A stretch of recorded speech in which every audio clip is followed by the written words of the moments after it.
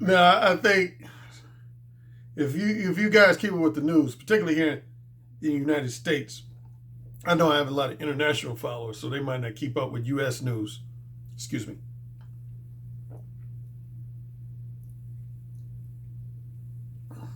This is good water. Hint: flavored water without any sugar or artificial sweeteners. Um,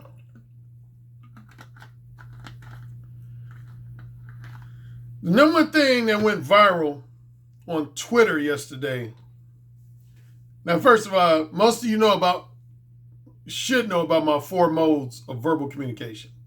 For those ignorant watching or who are very new to me, in my books, I have four modes of verbal communication: mode 1, mode 2, mode 3, and mode 4.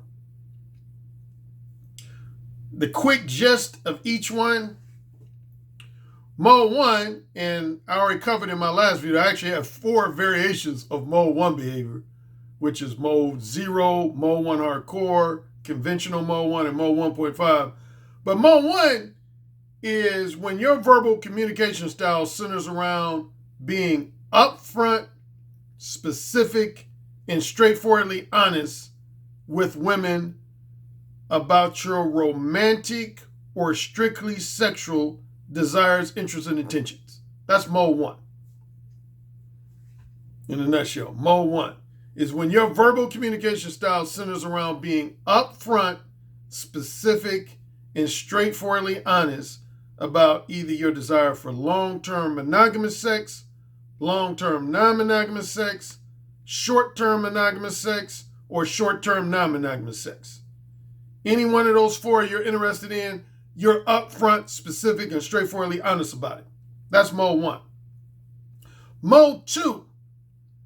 Mode 2 is when your verbal communication style is characterized by being polite, well-mannered, very flattering, very entertaining, very overly cautious, beat around the bush, and vague and ambiguous. Vague and ambiguous. That would be a verbal communication style that,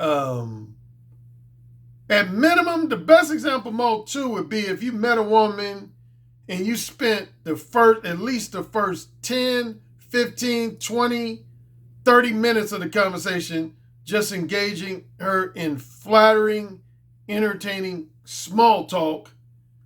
And then towards the end of the conversation, in a very conventional, beat around the bush manner, you let her know that you're attracted to her and that you want to hook up with her either for romance or for sex. That's mode 2. Mode 3 is when your verbal communication style centers around just blatant dishonesty, phony, disingenuous behavior,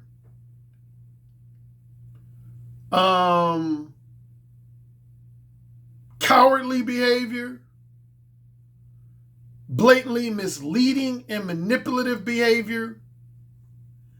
Basically, in a nutshell, when you're mode 3, you're trying to hide your true romantic desires, interests, and intentions, or your true strictly sexual desires, interests, and intentions. You're trying to hide them, camouflage them, or you're blatantly trying to mislead women. For example, you want women to be under the impression you want long-term sex when you really want short-term sex. Or you want women to be under the impression that you want monogamous sex when you really want non-monogamous sex. That would fall under mode 3. Or the worst example of mode 3 is what I call mode 3 timid. Is when you're just scared to approach women at all. You're scared to approach women and initiate conversations with women at all. That would be what I call a mode 3 timid or a verbal coward. And then finally, mode 4, which I always like to nickname the evil twin of mode 1. Because mode 1 and mode 4 in some ways are similar, but at the same time, they're totally different. When you're mode 4, in some respects, you're similar to mode 1 in the sense that you're very bold, you're very upfront, you're very straight to the point. So you don't really beat around the bush or mince words. You're very kind of blunt and straight to the point. But the main difference between mode 1 and mode 4 is with mode 4, everything about your conversation style has undertones of anger, bitterness, resentment, antagonism, and in some cases, misogyny. That's mode 4. Is when you're straightforward, a straight shooter, almost similar to mode 1, but the undertones and subtext of your conversational style is full of anger, bitterness, resentment, antagonism, blatant disrespect for women, and even misogyny. That would categorize your behavior as mode 4. And speaking of mode 4, related to what I was talking about a few minutes ago about what was in the news and what was trending on Twitter, some guy was in a bagel shop in New York City and just started going the fuck off about the fact that he's been rejected on multiple dating sites and dating apps because he's only 5 feet tall. He's only 5 feet tall. And I'm going to go ahead and play the brief clip. Degrade women. Why is that okay? Why is it okay for women to say, oh, you're 5 feet on dating sites? You should be dead? That's okay? Who said that to you here? Nobody. Women in general have said it on dating sites. You think I'm making that shit up? Everywhere I go, I get the same fucking smirk with the biting lip. Shut your mouth. You're not God or my father or my boss. Dude, you want to step outside? You want to step outside? Huh? I'm not scared of you, pal. I know. You shut up, too. Shut the fuck up. Go ahead and attack me, big. Oh my god. I just wanted bagels. I recorded the whole thing. Absolutely. Oh, and a guy 3 times my size. That's okay? Get your food in. What happened? What, I'm sorry? Get your food in. You know what? You think that's funny? That's funny? Why is that so funny? Now I'm going to take my breakfast. You think that's funny? All you women drink chocolate. All of you! Yeah! All of you! You want to go. No! You women need to stop being so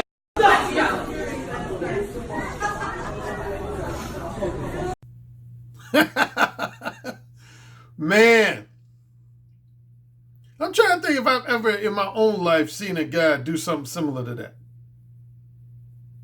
I've seen guys be mode 4, like maybe at most at like a private get together over somebody's house or apartment or something, but never in like a public venue like that.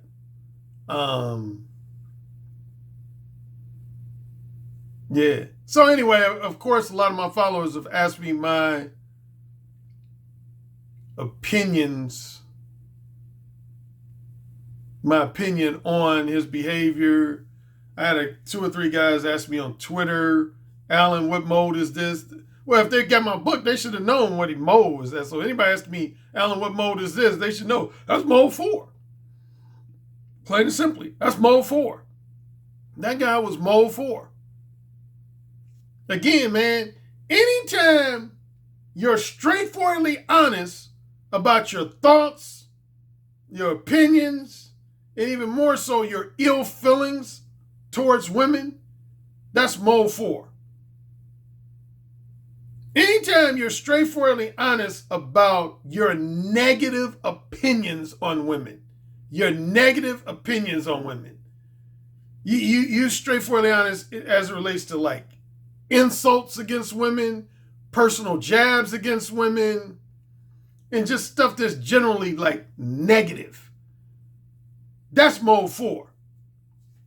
Whereas mode 1 is when you're straightforwardly honest about stuff to do with your desires, interests, and intentions. Your desires, interests, and intentions. That's the difference between mode 1 and mode 4 in terms of what you're straightforwardly honest. They're both representative of straightforward honesty, but mode 1 is when you're straightforwardly honest about stuff to do with your desires, your true desires, interests, and intentions, as far as why you really want to share a woman's company. Mode 4 is when you're straightforwardly honest about shit like if you walked up to a woman and said, damn, you're the ugliest bitch I've ever seen. Damn, you ugly. See, that wouldn't be mode 1. That would be mode 4. Because you're straightforwardly honest, but what you're saying is very insulting. It's negative. Or you went up straight up to a woman and said, damn, you just hard to get along with bitch. You're the biggest bitch I've ever met in my life. Straightforwardly honest, but what you're straightforwardly honest about, that wouldn't be more. Because I've had some guys, I did a couple of videos on this in 2017, where I said there were some guys that have frequently confused and conflated mode 1 with mode 4. Well, I should say the opposite. They confused and conflated mode 4 with mode 1. Like, I know a lot of guys who would say straightforwardly negative shit to women or insulting shit to women. They'd say, yeah, Alan, I was just mode 1 with this woman. I say, no, you weren't. You were mode 4. Yeah, anytime your straightforward honesty is representative of negative shit, insulting shit, that's not mode 1. That's mode 4. That's mode 4. Mode 1 is when you're straightforwardly honest about your desire to do something with someone. You're straightforwardly honest with a woman about wanting to date her. You're straightforwardly honest with a woman about wanting to marry her. You're straightforwardly honest about wanting to fuck her. That's mode 1. It has to do with straightforward honesty as it relates to wanting to do something with someone. Or on the flip side, not do something with someone. So for example, if you straightforwardly told a woman, I do not want to date you, or I do not want to have sex with you, I do not want to go out to dinner with you, that would be mode 1. So when you're straightforwardly honest about your desires, interests, and intentions, or you're straightforwardly honest about your lack of interest in doing something, that's representative mode 1. But if your straightforward honesty includes like negative opinions, negative thoughts, insults, just stuff that's blatantly rude and antagonistic and even more so misogynistic towards women, that's not mode 1. That's mode 4. That's mode 4. And that's what that guy in that bagel shop was. He was mode 4. Now, I've had a few guys over the last few years ask me, what are my thoughts about height? I don't get asked too often, but every now and then I've had guys who consider themselves short that have asked me, Alan, do you think it's harder for shorter men to be successful with women? I would kind of say half yes, half no. Because I've known guys who were short, who were considered short. I think, and don't quote me on this, but if I'm not mistaken, most statistics say that here's what's generally considered short, average, or tall. I think if I'm not mistaken, if you're considered 6'2" or taller, 6'2" or taller, that's when you're statistically, by most life insurance companies and other similar companies, that's when you're considered tall. If you're a minimum of 6'2". If you're 6'2" or taller, that's when you're officially considered tall. If you're between 5'9" and 6'1", 5'9" and 6'1", that's when you're generally considered average height. Average height. Average height is when you're roughly between 5'9", as short as 5'9", and as tall as 6'1". As short as 5'9" and as tall as 6'1", that's considered average.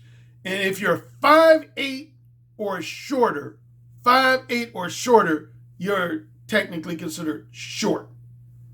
Short. If you're 5'8" or shorter, you're considered short.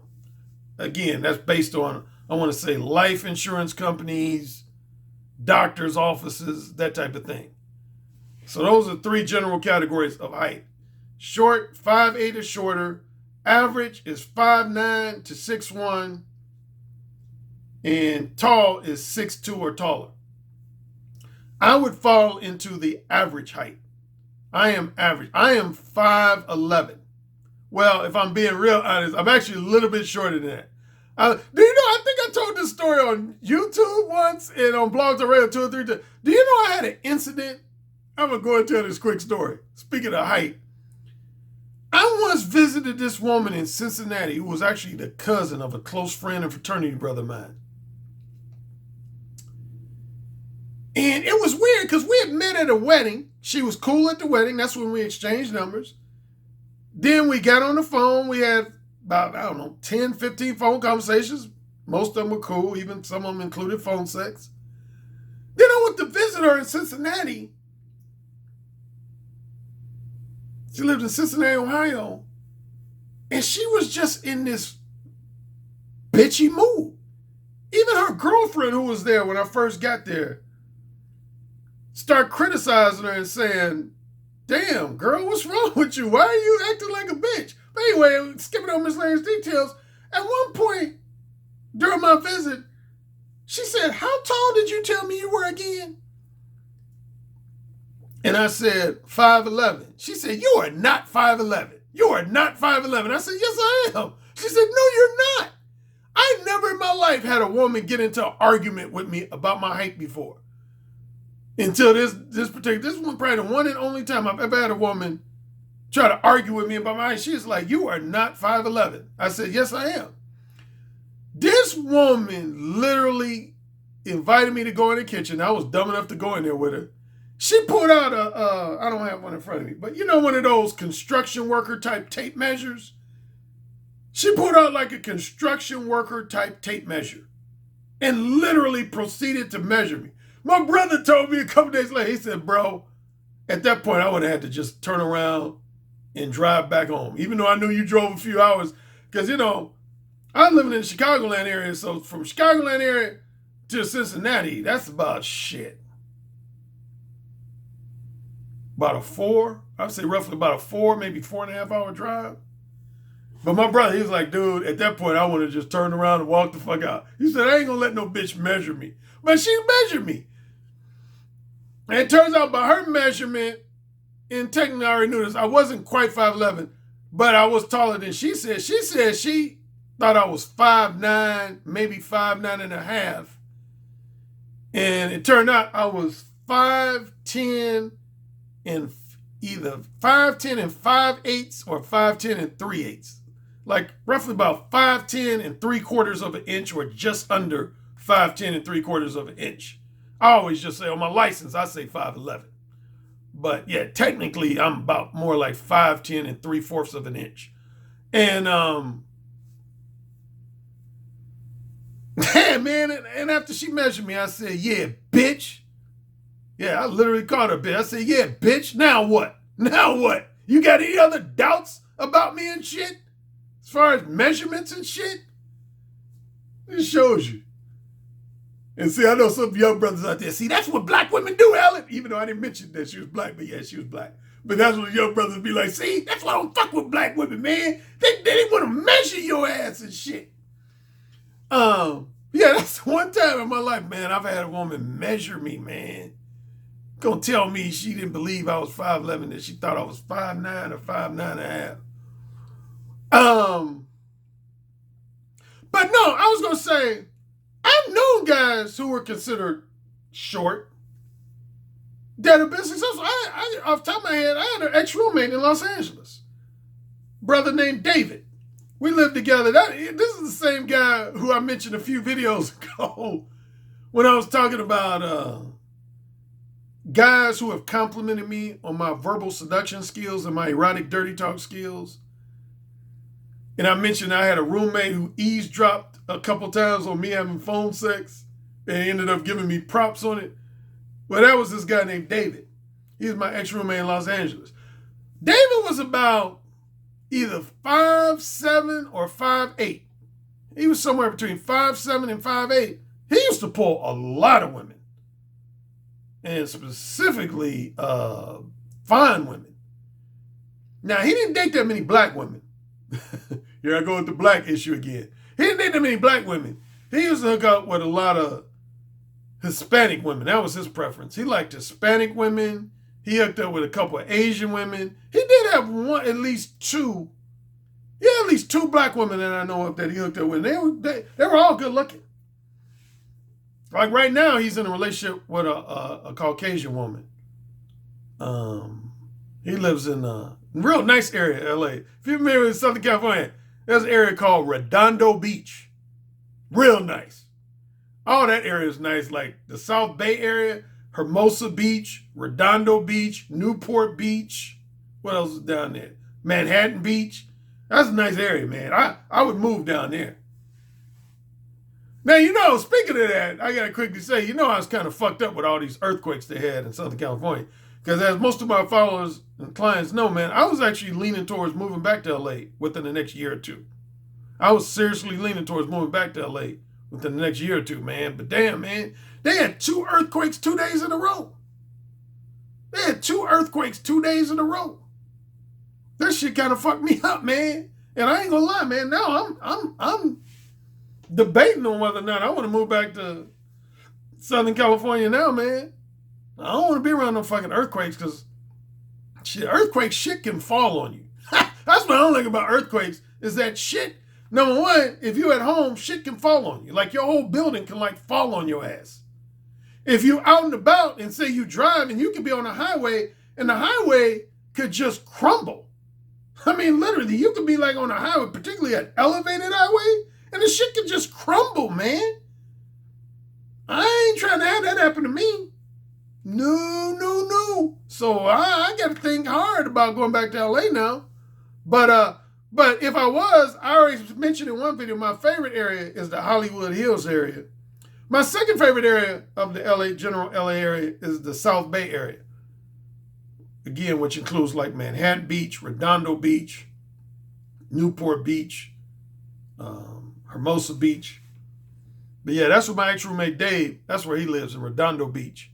And, but yeah, he was a guy, again, he was when I was in college, I had some frat brothers who were anywhere from 5'6" to 5'8" that had an above average degree of success, with women. Matter of fact, I went to high school with a guy. We used to call him, his nickname was Bam, from Flintstones. Bam Bam. Remember the kid Bam Bam? Well, his nickname was Bam. Bam was a short, light-skinned brother. He was probably one of the shortest guys I know who still has successful women. He was like Prince. Prince was only about 5'4". The singer and musician Prince, he was 5'4". Bam was probably about 5'5". Bam was probably about 5'5". He used to pull a lot of cutie pies. Most of the women he dated were taller than him. Yeah, he was 5'5". He's probably one of the number one guys who was short that I can think of that still pulled a lot of attractive women was Bam. Yeah, we used to call him Bam. Yeah, he was 5'5", man. He dated nothing but cute women. Black women, too. Yeah, he dated nothing but women, man. Cute women. Now, this guy in the video, he's shorter than all the guys I mentioned. He's 5 feet even. That is pretty short. I ain't gonna lie, that's short. That's like a few inches above a midget. I think a midget is 4 feet or less? I think you're officially a midget when you're 4 feet or less if you're a grown adult. So he's maybe a foot above a midget. But yeah, man, going the fuck off, man. But yeah, man, I mean, here's the reality. There's always going to be something that you might have going for you or not have going for you that women will find something to discriminate against you about. In some guys' case, it might be their height. Some guys, it might be their level of education, their job status, their financial status, their race, their ethnicity, their religion. I mean, you're always going to have something that has the potential to make women reject you. I've experienced it. Like, if I had to name a couple things with me, like, I remember before I got my college degree, because as I mentioned a few videos ago, I was not a traditional college student. And what I mean by traditional college student would be somebody who got their college degree within 4 or 5 years, within roughly 5 years or less after they graduate from high school. That's what's known as a traditional college student, is if you earn your college degree, your undergraduate college degree, within roughly 5 years or less after you graduate from high school. If it takes you more than 5 years after you graduated from high school to earn your college degree, then you're what's known as a non-traditional student. A non-traditional student. Me and my brother were both non-traditional college students. Like, my brother, he didn't get his undergraduate degree until he was in his early 40s. Yep. My older brother, Steven, yeah, he didn't get his undergraduate degree until he was like about 42 years old. Yeah, he's about 42, 43 years old when he got his college, finally got his college degree. Because he had went to school for a few years, but then he left and just started working. And me, I went to college for 4 years, but then I left to pursue an acting career. Yeah, I quit school to pursue an acting career, and then I went back to school in 1991, and I ended up getting my undergraduate degree in 1992, which was when I was 29 years old. Yeah, I was 29 years old when I got my college degree. So during that period between, I don't know, let's say 1986 and 1990, I had a percentage of women who actually used to reject me because I didn't have a degree, particularly women who were like from middle class, upper middle class type families, what I like to sometimes call the Jack and Jill crowd, you know, what a lot of black folk call the bougie type black women, Yeah, man, a lot of bougie type black women. I never forget, me and my brother used to talk about this all the time. I would be at parties, man, and I would meet like a bougie type sister. And first we'd be having a good conversation, and then she would ask me, so what year did you graduate from IU? And I would say, oh, actually, I didn't graduate. I went to IU, but I didn't graduate. And you would just see their face change. They would go like, oh, okay. I thought you graduated. Oh, anyway, it was nice meeting you, Alan. Yeah, I gotta go though. I gotta. Then they would find a way to end the conversation. Oh yeah, man. I had a lot of women. Again, if the number one women who used to reject me because I didn't have a degree was the bougie type sisters. A lot of those type women, man, they would reject me, man. Or even some of the bougie type women that I would end up having casual sex with, they wouldn't want me as like a boyfriend because of the fact that I have a degree. Like, I had some women, bougie type sisters, they would actually on the positive, and they would let me fuck them, like casually. They would let me fuck them, but they wouldn't want to date. Like, they wouldn't want to be in like a boyfriend-girlfriend relationship with me. And going back to height for a second, I know a lot of women that are like that in regards to height. Like, somebody was talking about this on a podcast live stream. Some brother was saying how he's had women who wanted to have casual sex with him, even though he's considered short. But he said when it comes to being like in a long-term relationship with him, those same women wouldn't want to be in a long-term relationship with him. They wouldn't want to be seen with him in public, but they would want to fuck him like behind closed doors. But yeah, I've been rejected because of my lack of a degree. I've had women reject me sometimes in my 20s and 30s because I didn't have enough money. Yep. Same situation. Like, I've had women, some women who just either flat out rejected me, or other women, they would allow me to have casual sex with them. But if I gave them any indication that I was thinking about having like maybe like a boyfriend-girlfriend relationship with them, they would be like, nah, you don't make enough money for me. Nah, Alan, sorry, you don't make enough money for me. So anyway, bottom line, there's a number of things you can be rejected for. Height is just one of many things you can be rejected for. So it ain't like that's the only thing a man can be rejected for. Shoot, as far as just specifically physical features, you can be rejected for something as simple as your nose is too big. I'm serious. I've heard women say that. They'd be like, oh, that guy's nose is too big. I don't like it. Or back in the day, a lot of guys used to get rejected because they were bald. Nowadays, not so much. Bald has kind of become more fashionable now. But there was a time a few decades ago where most women would be turned off by a guy who was bald-headed, who had like a shaved head. That was like considered a turnoff, man. Matter of fact, some people credit Michael Jordan for making bald men more appealing to women. Same with the rapper, the notorious B.I.G., Biggie Smalls.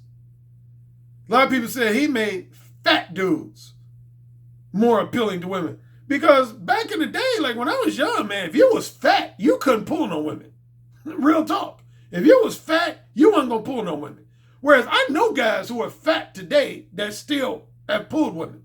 Not all that many, but I've known a few fat guys who have pulled women despite being fat. Speaking of height and weight, I'll say this. I said this a couple times on Blog Talk Radio.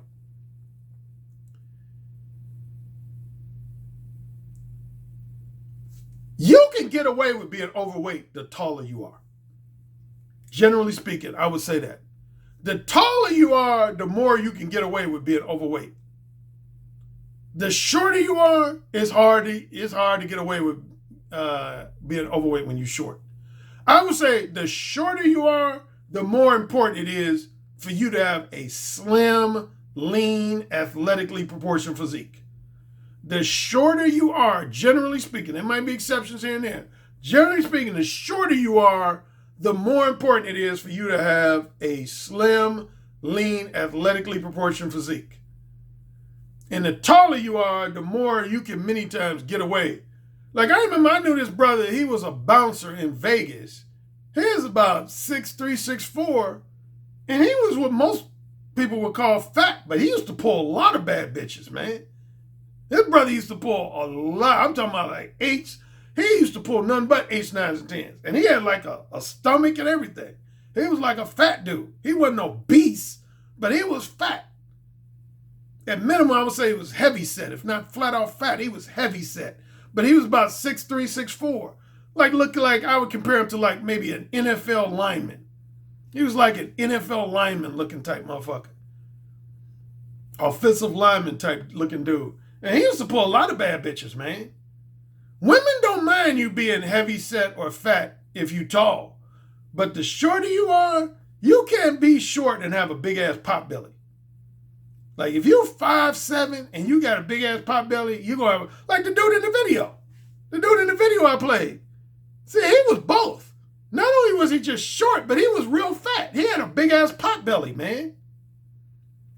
Most men can't get away with that, man. You can't get away with being short and being significantly overweight. I would generally say the shorter you are, the more emphasis you got to put on having a slim, lean, athletically proportioned physique. Okay, now, next thing I want to talk about, somebody sent me a note. Now, you know I've had, of course, many discussions about direct versus indirect. Direct versus indirect. But another similar debate I've had every now and then is not so much direct versus, well, I guess it would fall in the category of direct versus indirect. Here's what a lot of guys, there are certain dating coaches and PUAs who promote a concept known as subcommunication. Subcommunication. I've actually written at least 2 articles about this. I wrote one for the Examiner.com and I wrote one for the Negro Manosphere. Yeah, so I've written at least 2 articles to do with the concept of subcommunication. If people have been following me for a long time, the first time I went after guys about subcommunication was way back in November 2010 when I spoke in London at the first direct dating summit, which was sponsored by Sasha Degay. And he had a dating coach that was considered, actually at that time, he was considered the most popular dating coach in London. He goes by the name Yad. Yad. Now it's funny, people think sometimes I pick on Alpha Male Strategies a lot in my videos because I mention his name quite a bit. But honestly, in my history of a dating coach, if there's any one dating coach or PUA I've probably taken the most jabs at more than any other single dating coach or PUA, it would be Yad. When I did my blog talk radio show between 2007 and 2016, I used to go after Yad like almost sometimes on a weekly basis. I used to go after him almost on a weekly basis, man. Because to get the backstory, me and Yad, we were doing a direct dating summit, and he started taking jabs at me in his stage presentation. He didn't mention me by name. He never said the name Alan Roger Currie. But what he said was, he said, you're going to be listening to a lot of dating coaches this weekend. And he said, there's at least one, if not two, and he was basically referring to me and David X. He said that will tell you that it's okay to verbalize. That's how he said it in his British accent. He said that they will tell you that it's okay to verbalize your sexual desires and interests to women. He said, I think that's dating suicide. He said, I think that's dating suicide. And in his defense, there's a few other dating coaches and PUAs who have said that. Like, I remember I interviewed this guy on my blog talk radio show named Paul Janka. He said the same thing. He said he felt like being Mole 1 was dating suicide. Another one, James Marshall, who I had a big falling out with in Vegas in 2012. That's another story for another day. Oh man, we had a major falling out when I did the second direct dating summit in Las Vegas in March of 2012. Yeah, man, I told him to his face that he was full of shit. And we just never got along after that. I told him he was full of shit. Because here's one of the things I don't like, man. I'm going to tell you before I go deep into the subcommunication. I don't like PUAs and dating coaches who categorize themselves as a direct dating coach, but they're not direct. And there's quite a few guys like that. There are quite a few dating coaches and PUAs who would classify themselves as being representative of direct game, but they're not direct. They're not direct. And James Marshall is one. Yad is another one. And I would say to a lesser extent, the guy who somebody just wrote me about within the last 24 to 48 hours. What's his name? Oh, Justin Wayne. Justin Wayne. Yeah, Justin Wayne, to a certain degree, is like that. He categorizes himself as direct, but he's not direct. He's not direct. Here's where a lot of guys believe in. There's some guys, like, you notice when I talk about direct game, most of the time, or at least 3/4 of the time, I usually use the phrase direct verbal game. I don't usually just say direct game. Every now and then I'll say that my teachings are representative of direct game. But at least 3/4 of the time, I always say, like my nickname in the manosphere, one of my nicknames is the Godfather of direct verbal game. The Godfather of direct verbal game. Yeah, a lot of guys gave me that nickname a few years ago, the Godfather of direct verbal game. Matter of fact, that's how Anthony introduced me at the 21 convention in 2017. He introduced me as the Godfather of direct verbal game. And one of the reasons I have that nickname is because of this tweet that a guy posted on Twitter just a couple days ago. Guy posted on Twitter. He basically said, once you read Alan Roger Currie's books and maybe David X's book too, He said, you don't really need to read any other books if your objective is to learn direct verbal game. And you remember that guy, Matt Mitchell, who did that nice endorsement for me. Remember he said, Mode 1 is pretty much the blueprint for direct verbal game. He said, Mode 1 is pretty much the blueprint for direct verbal game.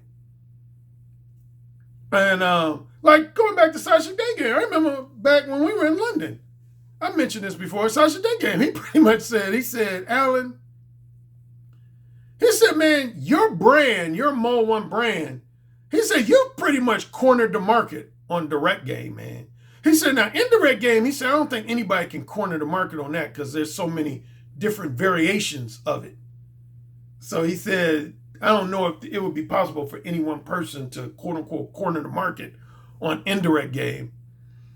But he said, when it comes to direct game,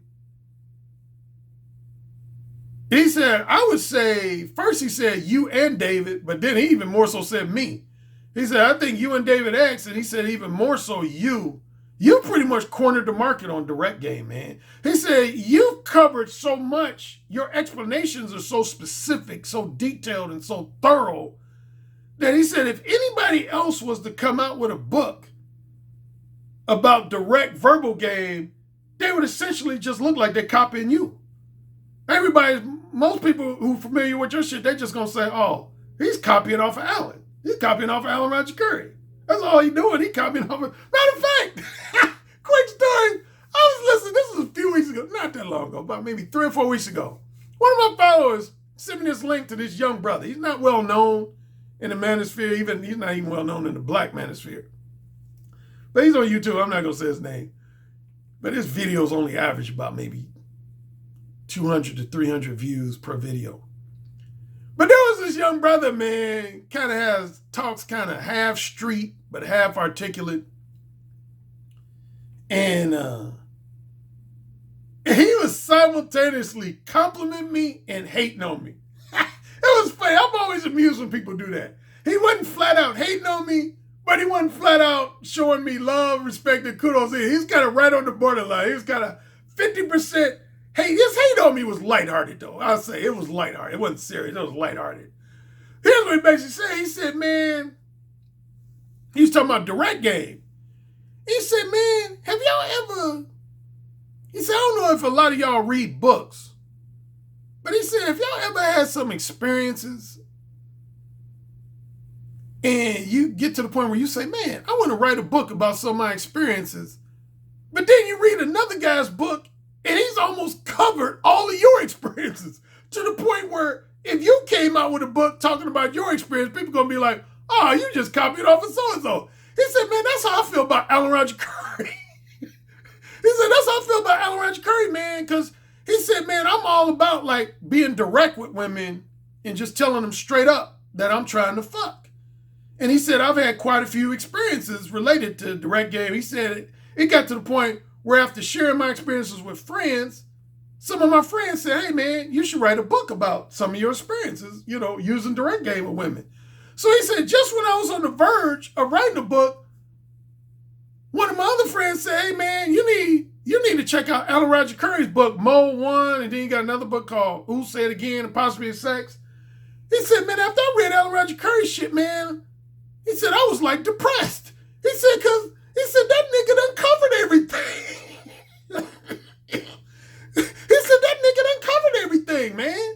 He said, then he gave me props. He said, I got to give him his props, man. He said, man, he's so thorough in terms of covering just about every aspect of direct game that he said, if anybody come out with a book now, people just going to say, oh, that nigga copying off Alan Roger Currie. He copying off Alan Roger Currie. He said, because, man, I read his book, Mode 1. He said, that book is thorough, man. He said, Who Said Again? He said, that book is thorough. He said, Possibility of Sex. He said, that book is thorough. He said, man, he said, I got to give Alan Roger Currie his props, man. I'm just jealous that nigga older than me. He said, that's the only thing I hate is that he older than me and he experienced everything I've experienced with women, but he experienced it like 10 or 20 years before I did. And he went ahead and wrote a book about it. He He gave me props. I've heard a few guys say, he said he came out right at the right time. He said, you got to give Alan Roger Currie his props. He came out with his book right. I thought I turned off my phone. He said he turned off his book. He came out with his book right at the cusp, at the beginning of the internet, which is roughly true. Because the internet became popular somewhere between, I want to say, 1996 and 1998. Yeah, people first start really using the internet somewhere in the area of like around 96, 97, 98. Now, it was invented before that. I first heard of the internet when I was in school. I think around 91, 92 is when I first heard of the internet. But it was in its infancy stages. But I would say the internet first really got going, around, I'd say roughly 96, 97, 98. I came out with my first ebook in 99. May of 1999 is when I came out with my first ebook version of Mo 1. And then I came up with my first paperback version in February of 2006. But anyway, going back to his young brother, he said, yeah, man, he came out with his book right at the right time. Because, like, he said, I guarantee you, if Alan Roger Currie tried to come out with Mo 1 for the first time, like, say, today or a year ago or 2 years ago, people would have already had a bunch of direct books out already. And then Alan Roger Currie would have looked like he was copying off of motherfuckers, because he said, I guarantee you, a bunch of motherfuckers would have had books out already. But he came out with his shit in 1999, so now it looks like if anybody come out with a book now about direct game, he said they're going to look like they're copying Alan Roger Currie's shit, which a lot of people have been doing that, as you know, about my videos about copycats. But yeah, that's what these young brothers are saying. Because the most notable guy that happened to, and I mentioned this before, was this guy mentioned on Blog Talk Radio, who went by the name The Direct Playboy. I remember he came out with this book. I think the name of his ebook was called The Direct Playboy. Man, he got crucified on PUA hate when PUA hate was still active. Everybody read his book. They was like, oh, this nigga's just copying off Alan Roger Currie. That's all this book is. This is just a copycat of Alan Roger Currie shit. Because, I mean, at the risk of potentially ball rubbing, I mean, I'm going to be honest, and I've said it before, there's no aspect of direct verbal game that I haven't covered multiple times, that I didn't cover first, and that I haven't covered multiple times.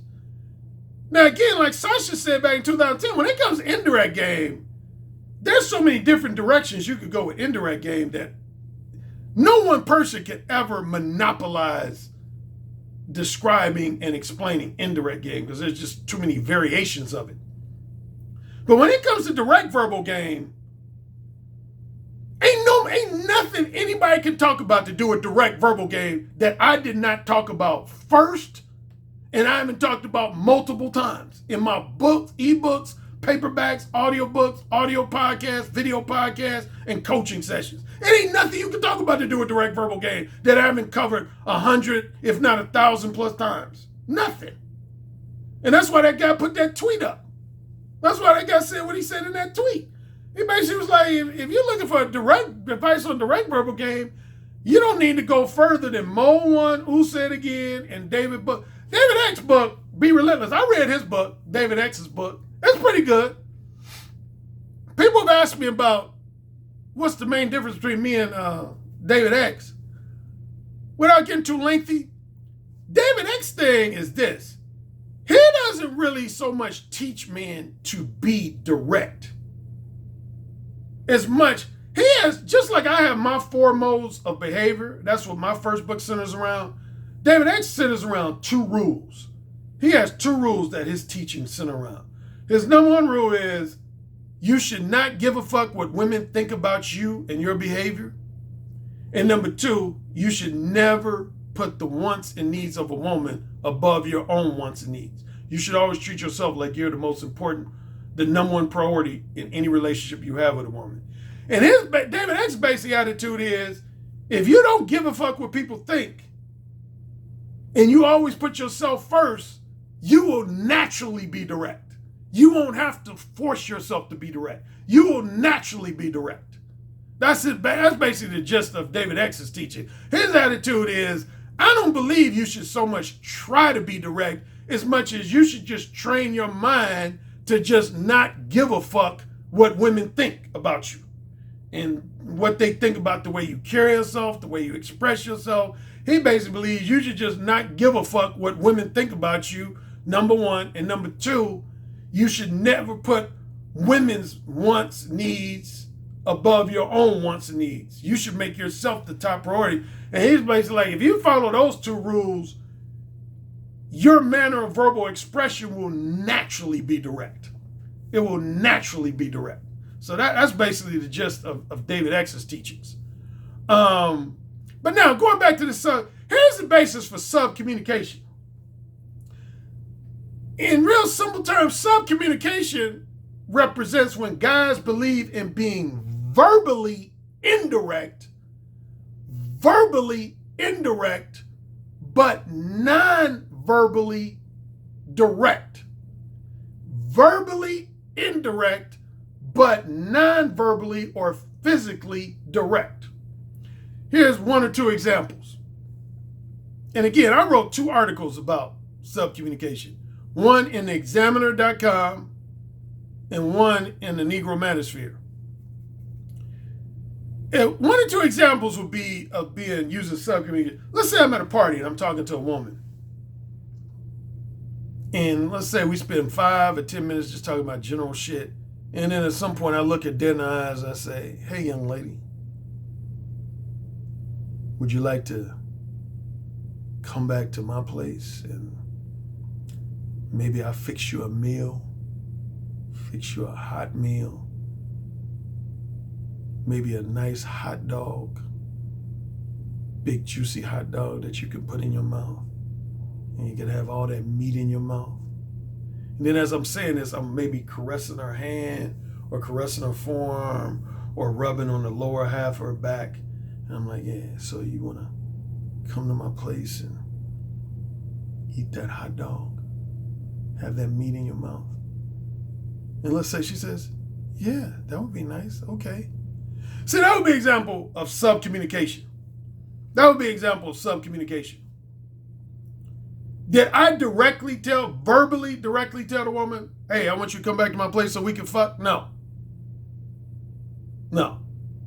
So verbally, I was not direct because I did not mention that one time, I want you to come back to my place so we can have sex with each other. But I was giving what's called, what old school people back in the day used to call sexual innuendo. Sexual innuendo, like with the hot dog example, that's what's known as sexual innuendo. Sexual innuendo. When you imply sexuality without overtly saying something sexual. That's known as sexual innuendo. And again, a lot of PUAs and dating coaches, they refer to that as subcommunication. Again, Yad, he's a big fan of that. James Marshall is a fan of that. To a lesser extent, Justin Wayne is a fan of that. And there's a number of other dating coaches. Yeah, probably the most well-known guy that I heard about a few years ago, they used to talk about PUA hate all the time, is a guy, I don't know his real name, but his pseudonym was 60 Years of Challenge. If anybody's been in the manosphere for a long time, and particularly the PUA community for a long time, they'll remember a guy known by the nickname or pseudonym 60 Years of Challenge. That was his big thing. 60 Years of Challenge. He was known as the king of subcommunication. He believes in being verbally indirect, but physically direct.